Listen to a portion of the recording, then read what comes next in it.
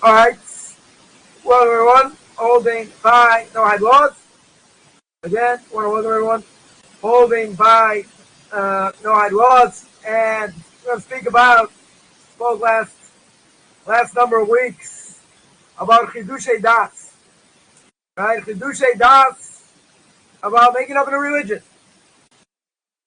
You know, keeping mitzvahs that don't apply. Right? We had a few weeks that spoke about that.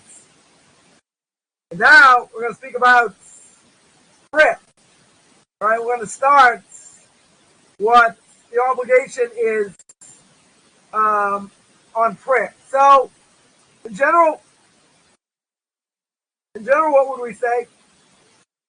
In general, we would say that there is an obligation. There is an obligation to pray, I think, right?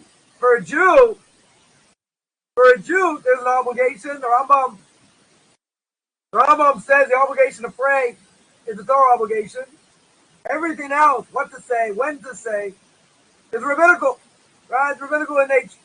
So we've done 16 lessons over here, and we gave over foundation concepts for understanding the sources, derivations, the guiding principles, right, of the Noahide laws. Now, we're going to delve into practice, right? We're going to get down to the nitty-gritty. Right? We're going to speak about practice over here. So the obligation to pray for a Jew, there are two levels. First level is fixed communal prayer, right? Any Jew, a male, has an obligation to pray 3 times. Pray 3 times with a minyan, with a quorum. Those are fixed communal prayers. Prayers in general are in the plural, which means that we're praying for other people, not just for ourselves. So we have to gather, pray 3 times a day. We face east, right, towards Jerusalem. If you're in Jerusalem, you face towards the temple, towards Beis Hamikdash, right, towards the Western Wall. So these are not personal prayers. As we mentioned, they are fixed. 100% fixed prayer, which a lot of people have issue with. Why can't I say spontaneous prayer? And the Jew can't. But there is fixed prayer they have to say. Spontaneous prayer can always say. So there are specific texts that are set on behalf of the Jewish community. And the person should say it in a certain place. Right? They say it in the synagogue. And really, in many ways, you can almost pray anywhere. But obviously, you want to have a fixed place to pray. And the texts themselves are said 3 times. Why? They correspond to the sacrifice. So, just like you have sacrifice in the morning, late afternoon, etc. So we have prayers during that time. And person's personal prayer can be spontaneous, can do it in any language, use it in any words, anytime you want. Right? So we allow that. People think, oh, no such thing as spontaneous prayer. There is. It's a majority of prayer, according to the Torah. Right? According to what the rabbis tell us. Nonetheless, we're allowed spontaneous prayer.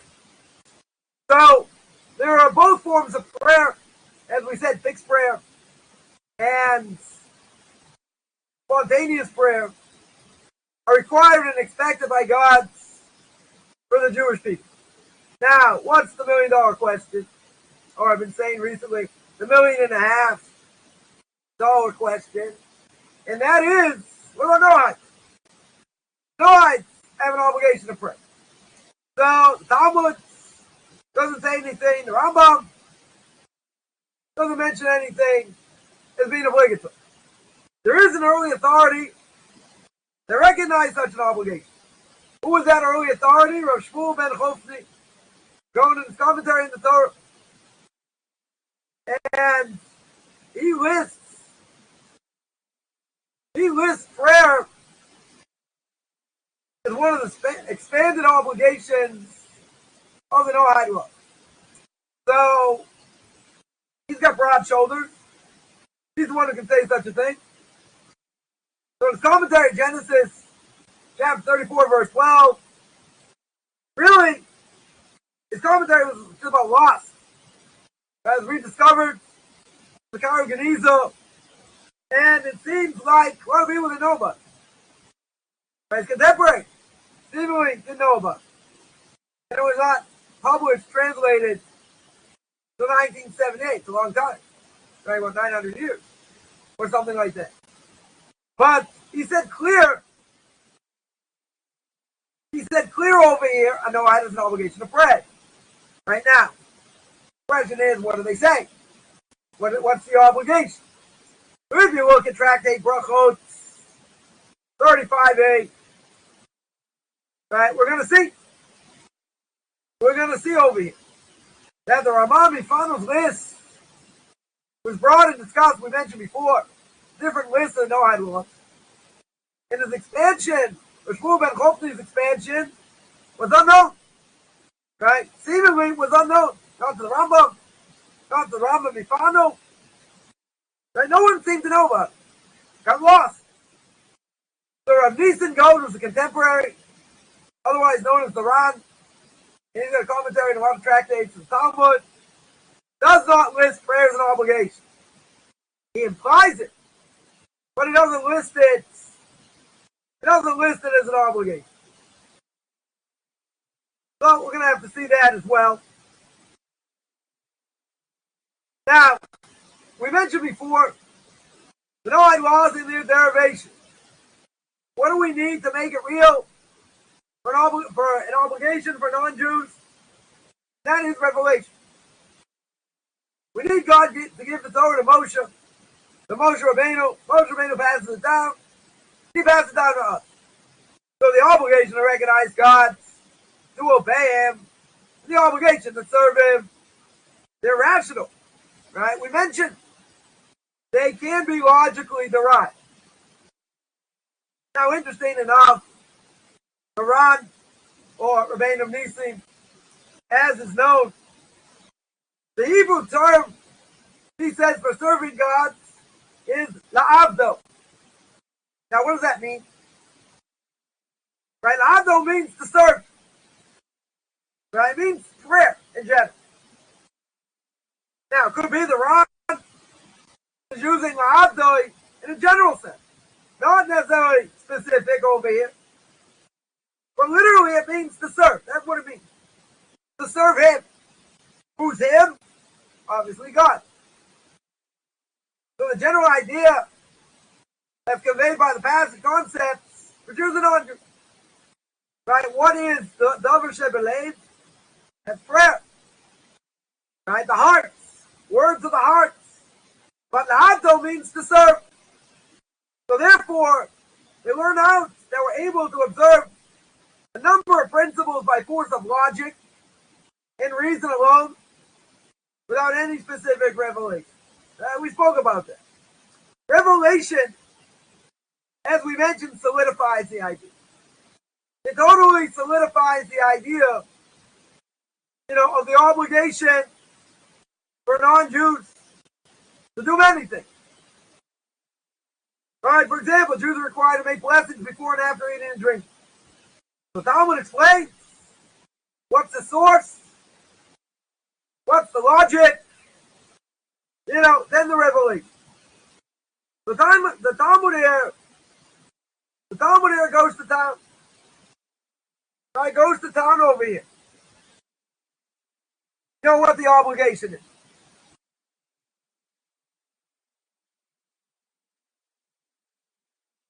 So, we know, as the Talmud says in Tractates, Brachot 35a, they learn it out from a verse. Also, for Noahide, to pray, what's the source? You don't necessarily have a textual source. But it also makes sense. Right? It's rooted in reason. Now, interesting, what's the obvious question? The question is, if this is such an obvious thing, why isn't it derived by the Rambam? Why isn't it brought down by the Rambam Mifano? Not mentioned. If it's so universal, tell me. Bring it down. It's a little bit strange. Could be it's referred to many times in Tanakh. Right? For example, it says in Isaiah chapter 56, verse 7, my house shall be called a house of prayer for all people. Now, what does Rashi say there? Because obviously we need commentary to understand. Rashi says the temple is a house of prayer. Not just for Jews. Also non-Jews. Right? We're going to be literal over here. The Karaites, I think, are going to be happy. Because it says for all people. Doesn't mean just Jews. But also for non-Jews. Also, it says in Psalms chapter 117, verse 1, praise the Lord, all nations. Extol him in all the people. Right? All the people. Non-Jews. So you see, non-Jews have an obligation here. That prayer is expected. Now, what level of prayer, this, that, okay, we're going to have to see. But we see it's expected. Comes on Moshe Feinstein, of blessed memory, mentioned last week. And when he talks about Noahide practice, right? When he talks about Noahide practice, Migros Moshe, number 2, number 25. What does he say over there? According to Moshe Feinstein, of blessed memory, Noahides don't have any regular obligation to pray. They can pray when they want, simply how they want. Jews, no. We have to pray 3 times a day. We have to pray facing the east, right? Facing towards Jerusalem, towards the temple, right? Towards the western wall. Now, what about Noahide prayer? Noahide prayer is unfixed. It's personal. It's not like we said by Jewish prayer, which again is a much bigger subject. That Jews have a major issue. When they come back to Judaism, why can't I say my own prayer? Why do I have to say these fixed prayers?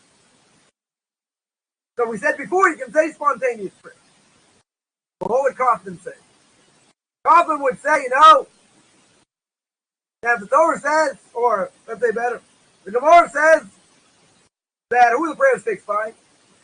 The men of the Great Assembly. The Anshe Knesset HaGedolah. And who was part of the Anshe Knesset HaGedolah? Not to mention great rabbis, but prophets. And it seems they had the ability to bring people back from the dead. Even though a generation wasn't worthy. They could have done that. They had that kind of power. Coffman would say, guess what? If they have the power to do that, and they tell me, this is what I have to pray, don't you think they know better than us? You're right, it's monotonous. We say, specific prayers for Shabbos, for festivals, for other things. But every day they're the same. Prayer is something the Talmud says also always needs to be strengthened. Right? But if they would, someone would say, oh, that's a crutch. Why would you say that? Because you have to understand who these people were. I gave a class earlier, the book of Leviticus. Mentioned about telling stories about great rabbis and different things. Without rehashing all that. We have no idea who these people are. We don't have any idea who the rabbis of the previous generation were. Got the Vilna Gaon more than 250 years ago. Right? Which is always funny. In a certain way, someone will say, I heard somebody say, a rabbi, no doubt, said, I'm not afraid to do what the Vilna Gaon was afraid to do. The Vilna Gaon is, he could have turned you into mush. You have that kind of power. You have that kind of awe. You want to compare yourself to the Vilna Gaon? It's called ego. Capital B. Right? Just kidding. Capital E. Right? So over here, what about a non-Jew? So when is prayer considered a mitzvah for them? When they have personal needs. Personal circumstances. Person goes through a difficult challenge for which a person doesn't pray. So the lack of response is a testimonial to the denial of God as the sovereign ruler of all things and all events. Right? So a person doesn't pray in general, it shows he has no belief in creation. He has no belief in the Creator. What do I need to pray for? Someone will say. Everything happened by me. Collections of Noahide, the Torah tells us in the book of Deuteronomy. It's the force of my hands that did all this. God, come on, I did it. I heard someone once say, despite who my parents are, I became who I am. What? Like you pulled yourself out of the womb? You bathed yourself, you cleaned yourself, you clothed yourself, sent yourself to university. I knew what they meant. That's the ultimate in chutzpah. The ultimate in chutzpah. They think God ran out of the picture. I did this, I did that. You know what? We mentioned this story before. I'm not going to go through the story. But we can't even control a bowel movement. If a person is going to sit there and drink 5 cups of tea, I get size is going to have to go to the bathroom. It could take 2 minutes, 5 minutes, 10 minutes. Get about holding it in. Different issue. Right? But let's say I got no control. There are a million things we don't have control. But people get this ego. I did this. I did that. Who are you? You didn't do anything. You put your best foot forward and God answered you. God helped you. Because maybe you have granny cross the street. Maybe you gave charity once in your life. So God has to reward you. But He's not going to allow you to pray. He's going to give you a big fat ego. He's going to knock you out in the next world. So it's a golden opportunity. So a person say, come on. Why doesn't God help me over here? Why am I going through all these difficulties? Well, let me ask you a question. Did you actually pray? Did you actually ask Him to take you out of it? No, I didn't think of that. Why didn't you think of that? You're going through a hard time. Who else can help you? You got to put your best foot forward, as it says in Duties of the Heart. In the gate of bitachon, on having faith in God. But who's going to help you when you're down? Is it going to be man? Oh no.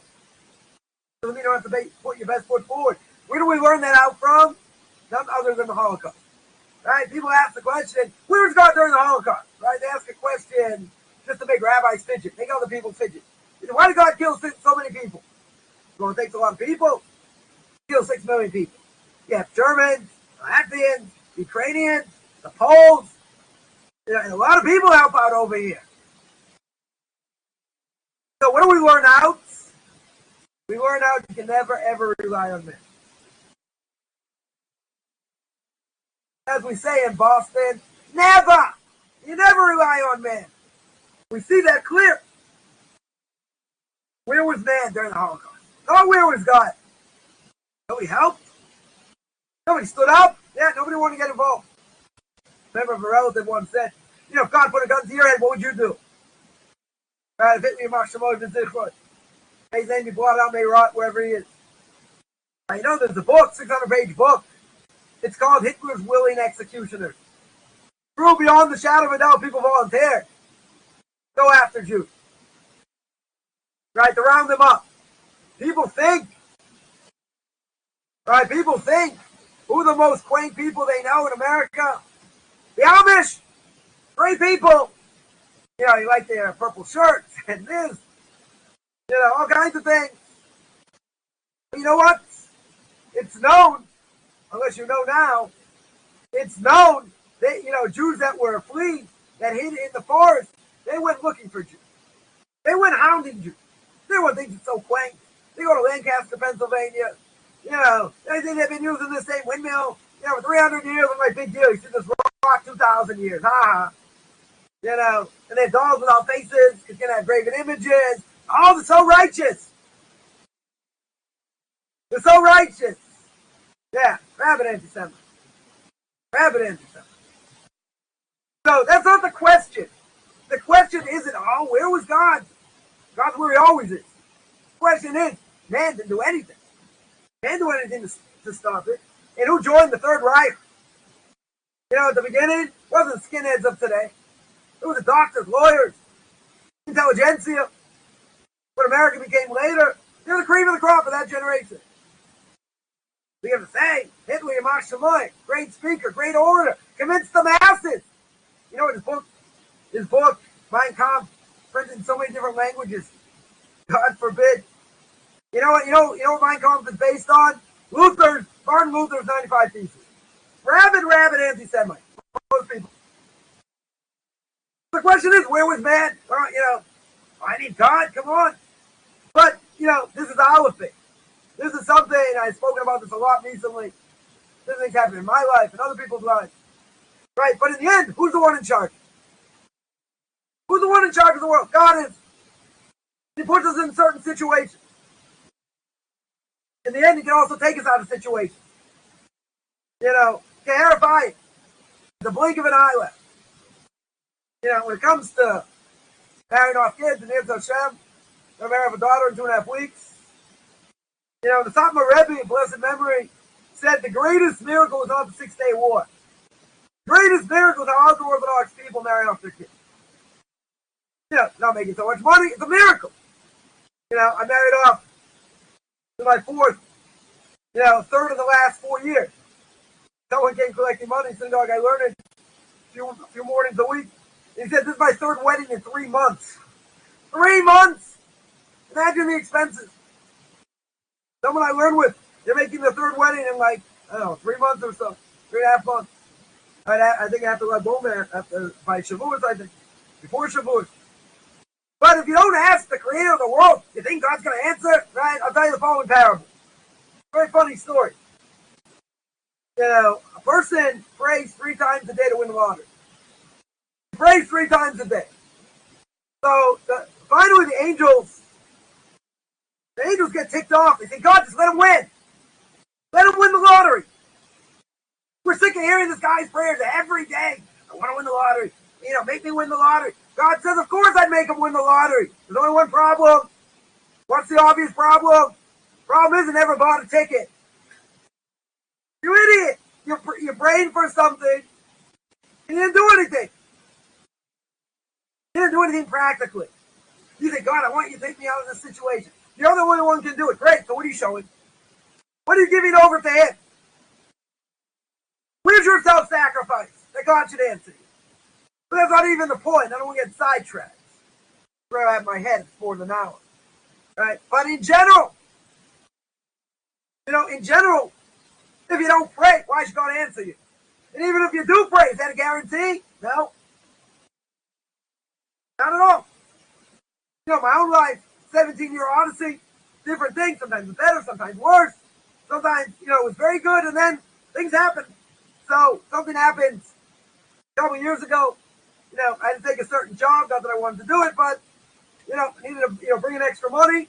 And I worked in the morning, got home in the afternoon, and I went to work from 4 to 12, 4 to 11:30, whatever it was. Made money. Well, I'm going to say not great money, but, it was consistent, it was good.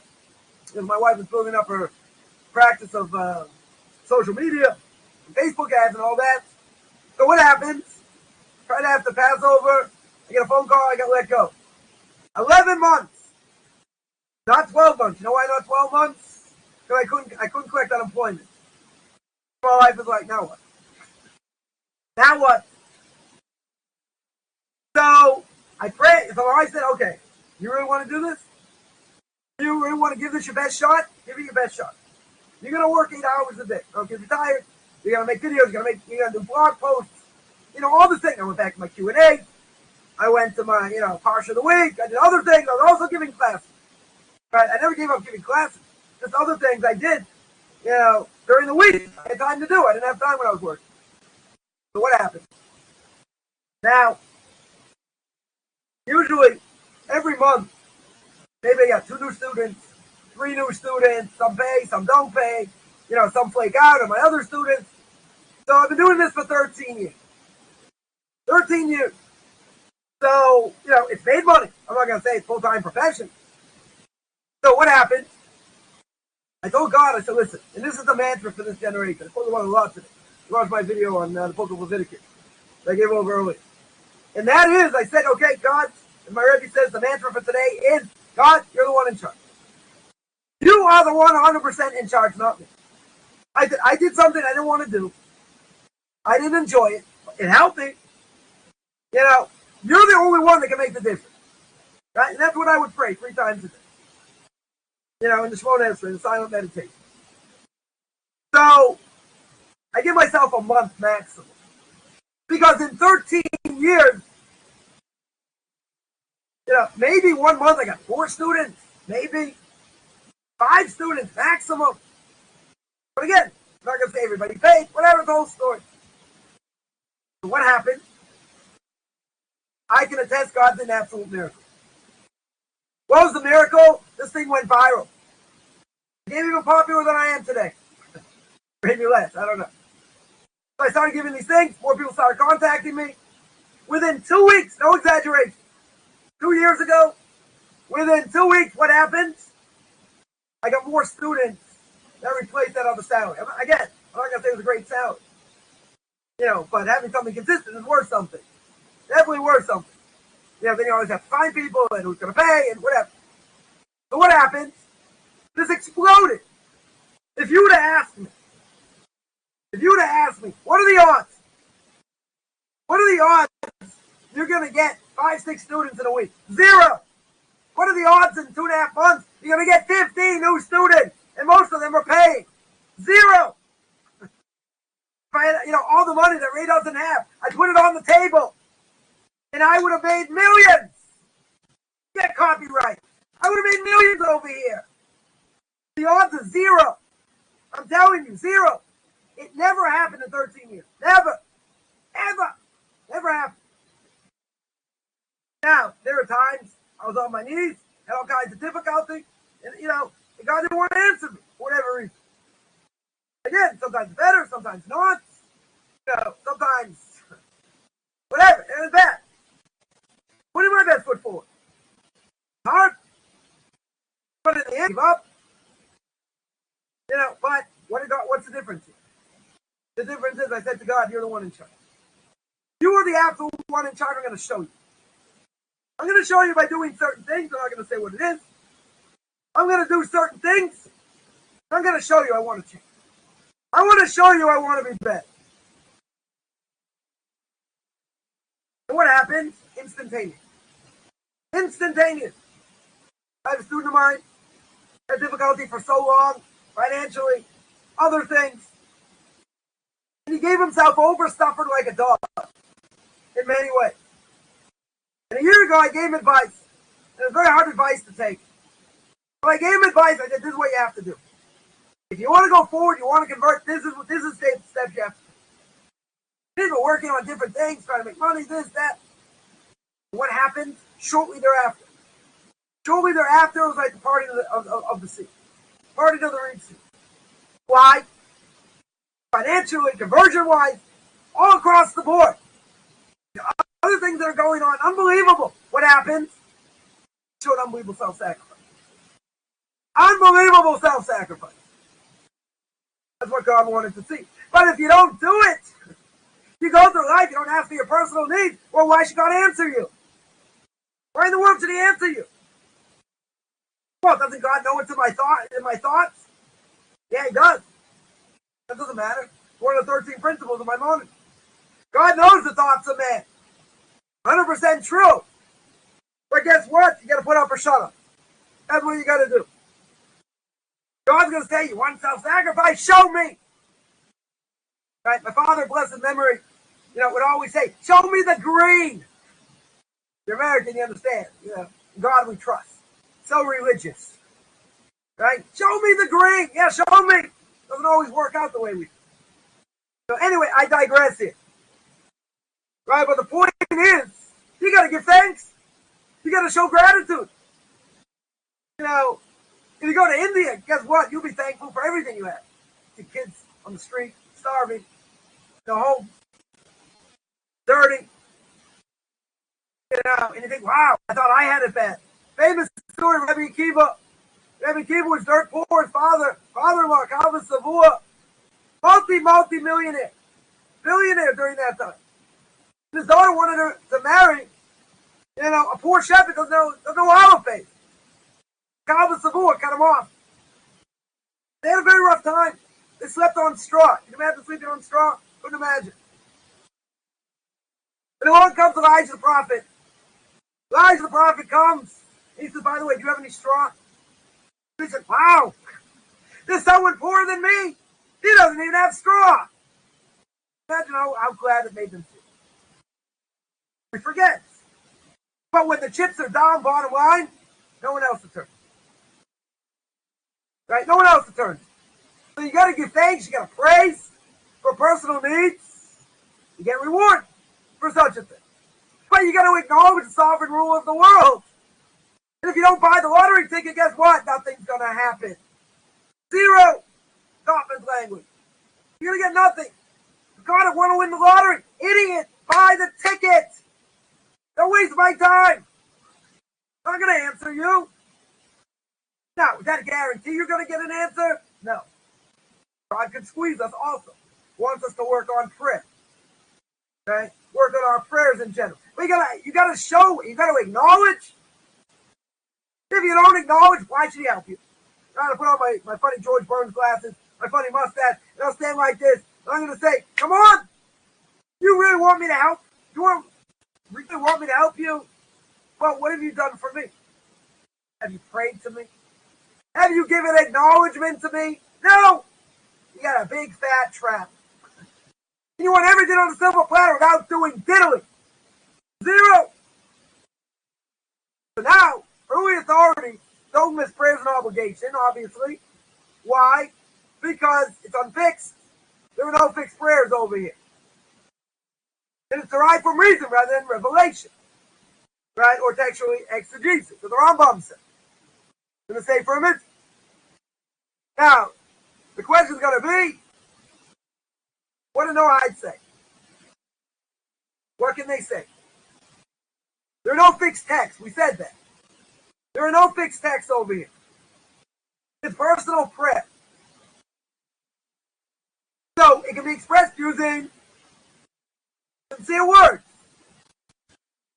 But what's the problem? The problem is, we mentioned, prayer is something that needs to be strengthened. If it needs to be strengthened by Jews, all the more so by non-Jews.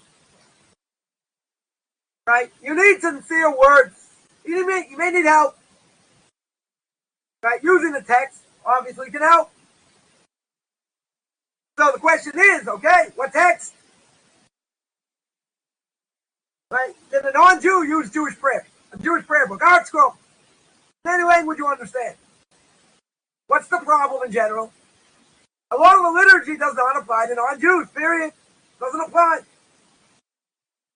In the liturgy was established in the 4th century before the Common Era, invented by the Anshe Knesset Agadola, by the men of the Great Assembly, and who they, under the leadership of Ezra, rebuilt and established Jewish practice in the Holy Land after the destruction of the temple. And the result is a prayer book. It took a while, after the temple was destroyed. But there was always prayer, remember. There was always prayer. It wasn't like prayer came in a vacuum. It wasn't like, oh, there's no temple. What are we going to do? It was prayer. There was always prayer. Now, it had to be fixed, and all that. So that was tailored to the obligations and needs of who? The Jewish community. Non-Jews? No. The Jewish community.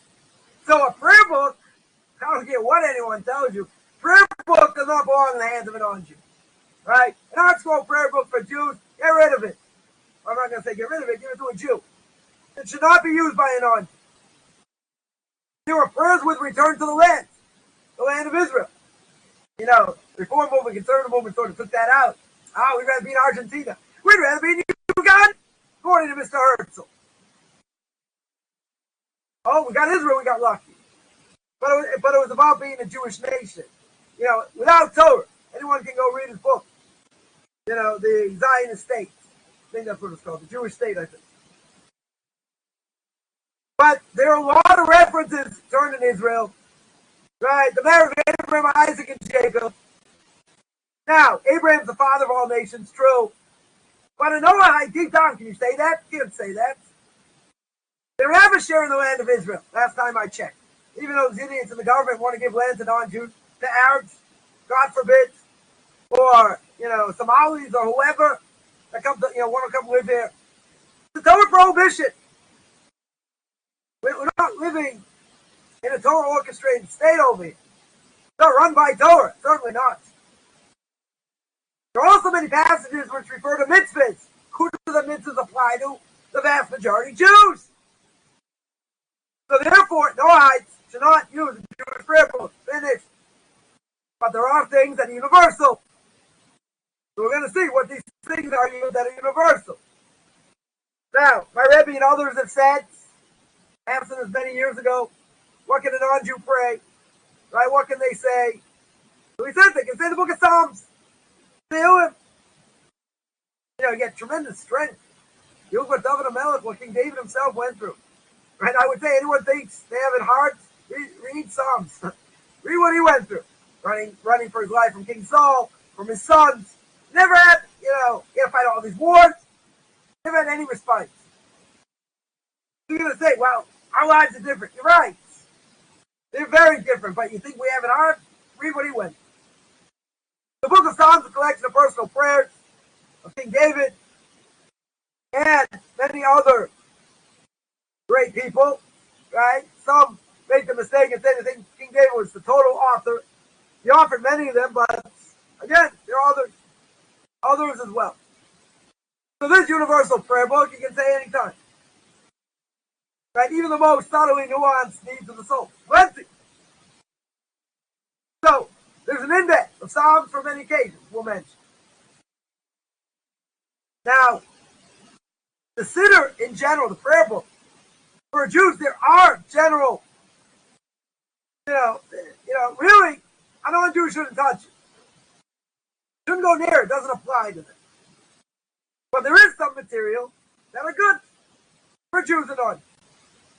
There are many attempts to adapt this material to a regular order of Noahide prayers. Now we're going to see in the next lesson, right, what these collections are. And the excerpts. Ray already points out here, we're going to give a plug for the Noahide prayer book. Now, the obvious question also is not just what to say. The obvious question is, what do I say? Right? How do I say it? When I pray, I'm praying to the King.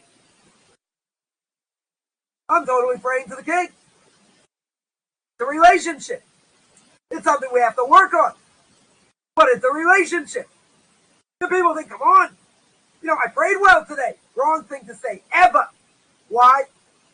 The person says, God's going to answer my prayers. You know why? Because I prayed so well. Ooh, that person's in trouble. That's called ego. Ego's going to get in the way over here. If you say that, God's going to open up your file. God's going to say, I should really open your prayers. Let's see where you're holding. Let's see. Never do that. Never. So, our sages, our righteous people, there are certain benchmarks for prayer. In order to maximize potential. One is, identify your prayer. It falls into one of three categories. Right? It's going to be either request, praise, or thanks. But if I know and I categorize it, it's going to help us guide. Right? It's going to guide us. It's going to be able to say what we need to say. It's going to, and articulate it from the heart. The first thing is you got to request. What does the person need? Anything. Health, livelihoods, all kinds of things. We need both spiritual and physical things. We need to praise God.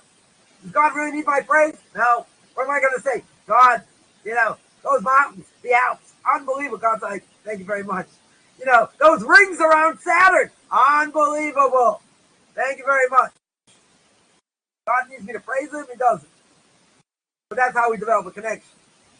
Right? Praising God gives us the ability that's unique to God himself. We praise his creation. The sun, the heaven, gives us life. He heals when we're sick. And we give thanks. We express gratitude for everything he's done. For example, health, family, friends, livelihood, I would tell you like this. If a person is having a hard time, write a list. Write a list of 10 things you're thankful for. Family, livelihood, whatever it is. Now, when you go through a hard time, before you rip up the list, at least look at it. At least look at it. It gives you perspective. Is it going to stop you? Not necessarily, but it'll give you perspective. Now, prayer should be verbalized. It should be said out loud. So then, once we say it, our ears hear it. It has an effect, just like we mentioned before. My Rebbe's mantra today is, God, you're the one in charge. He's the one in charge of the world, not us. So we articulate our thanks. He gives honor both to prayer and to God, the recipients. Rabbi Moshe Feinstein brings down Igros Moshe, Chaim 2, number 25. Noahide should verbalize prayer. Truly mental prayer by Jews is only by certain circumstances. Because what do we say? We say words in our heart don't mean anything. But God knows my thoughts, you're right. So technically, maybe I don't have to verbalize. You know what? When I say something, it has an effect. It has an unbelievable effect. I should also set aside regular time for reflection on prayer. Be consistent. Are you obligated? No. Not obligated to obey a specific time. Jews are obligated.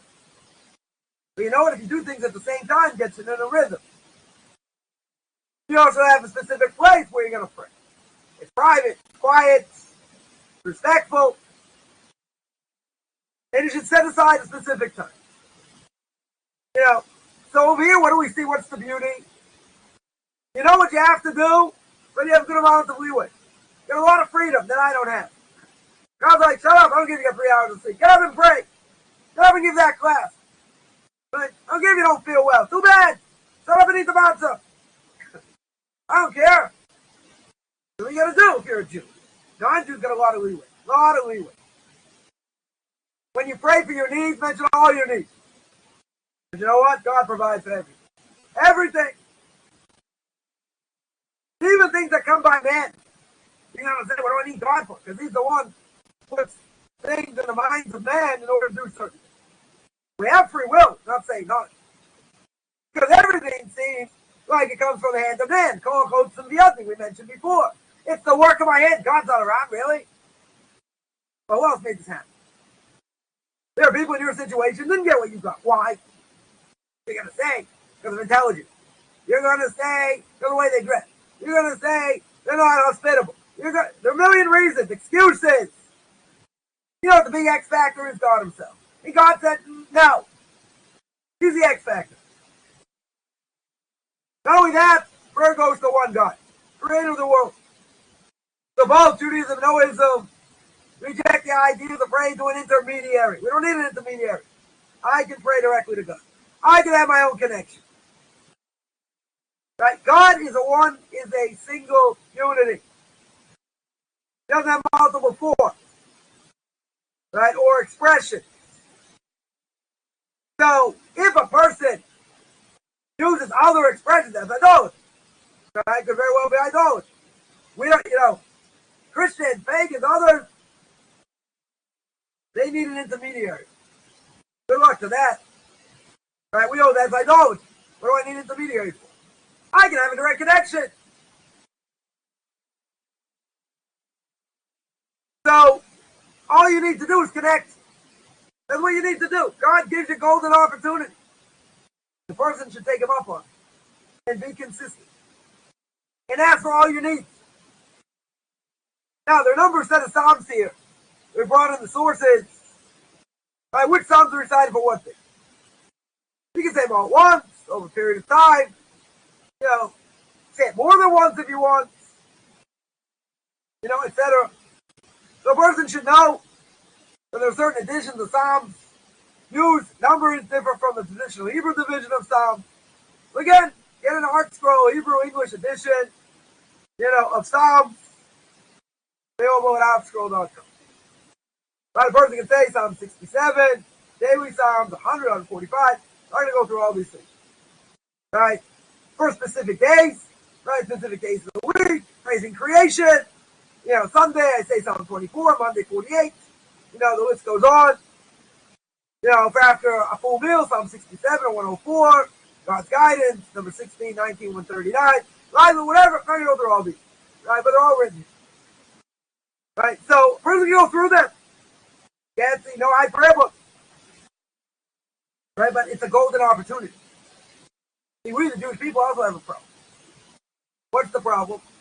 You can do this sometimes more, sometimes less. But what happens? Momentum.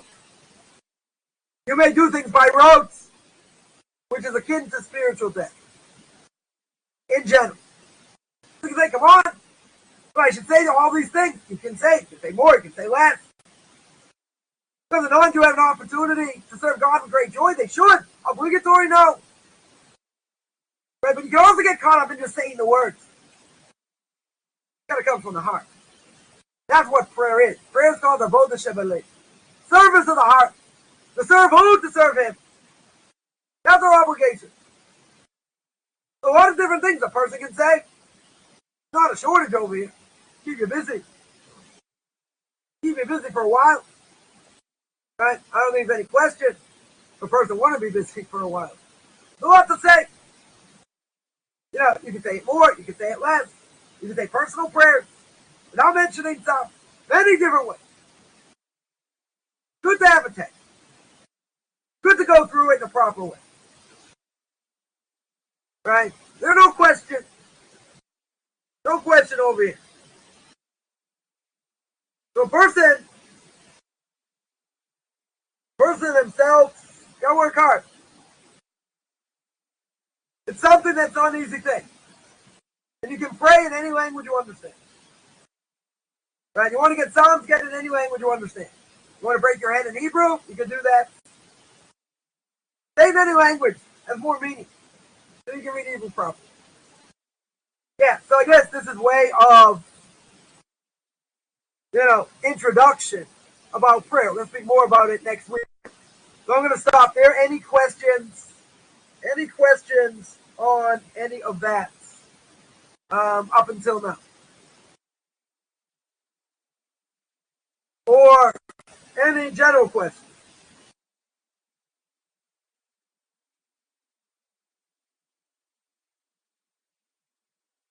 Well, you guys are easy. All right. If there are no questions, then I'm going to sign out. Anyone has any questions? Find me on Facebook at Rabbi Chaim Coffman. You can send me an email, Rabbi Chaim Coffman at c.Modern. R-A-B-B-I-C-H-A-I-M-C-O-F-F-M-A-N at gmail.com. Wishing everyone a good middle of the day, or almost end of the day for me, and everyone have a great rest of the week.